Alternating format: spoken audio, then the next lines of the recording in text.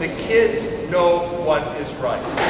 I've often said, if you have 20 kids trying on the basketball team, and you roll the ball in the gym and say they're going to come back in an hour, you tell me who you want, who deserves to be on the team. 9 times out of 10, they're going to choose the right kids to be on the team based on talent, not based on anything else. They may pick one kid to be on the team that talent-wise doesn't deserve to be on the team, but he's a good kid, he's a good teammate, someone they'll enjoy being with.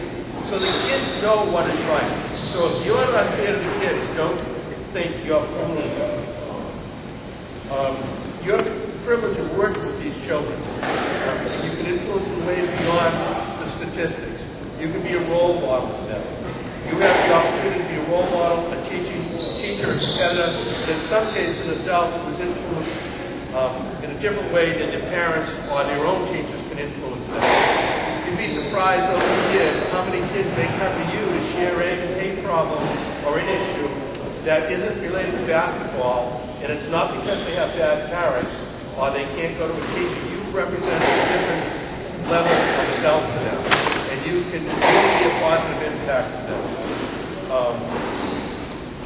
How you conduct yourself is how they're going to conduct themselves. Like the coach that by the third period they were ranting and raving about the refereeing and losing all sight of what the game was about. Accountability.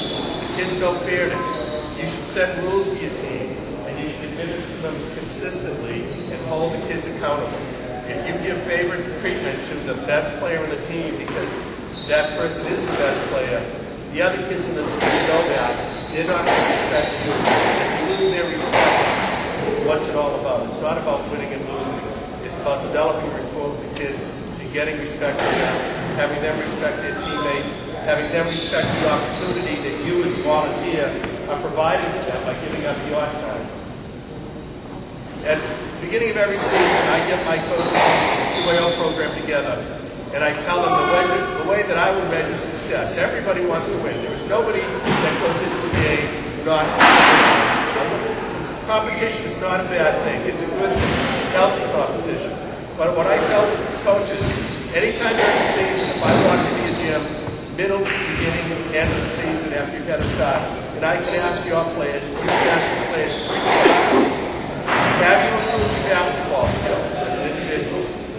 Have you improved your understanding of the game? So it's more than how to shoot and how to dribble. It's understanding the concepts of the game, what's legal, what's illegal, and so on. And have you enjoyed being on the team?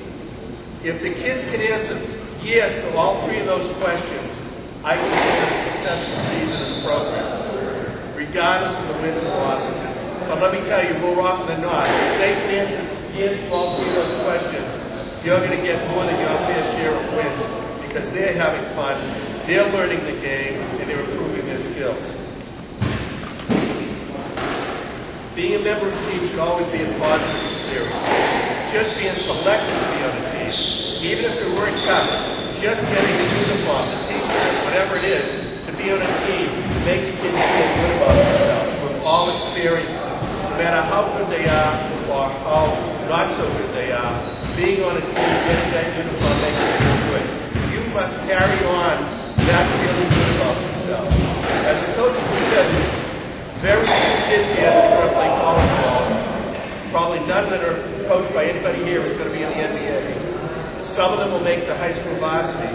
Right now, whether it be 4th grade, 6th grade, 8th grade, whatever, the most important thing is for them to have a good experience and for them to feel good about themselves. I now have grandchildren. I know that's hard to believe, but I do have grandchildren. I'm very proud of them. And all I care is that they're enjoying themselves. It doesn't matter how they win, it matters how they feel about themselves. If they don't feel they played well enough, that's not a good thing. They've got to feel good about themselves when they play. So as I said, over the years, I've seen different perspectives, and it's all about how they feel about themselves and how they feel about their coaches. I see it every day, how kids know what's best. They know who's treated fairly and who isn't. I think it's a great opportunity to be here tonight to learn the things you've learned. I respect each and every one of you coming out here. Number one, I'm sure you all volunteered to look at the page where you're doing the coach. There is, I'm Mr. Foscaldo. how you can learn and get more of your kids, and that's potential. And I thank Washington Roundball for presenting this opportunity. Very nice.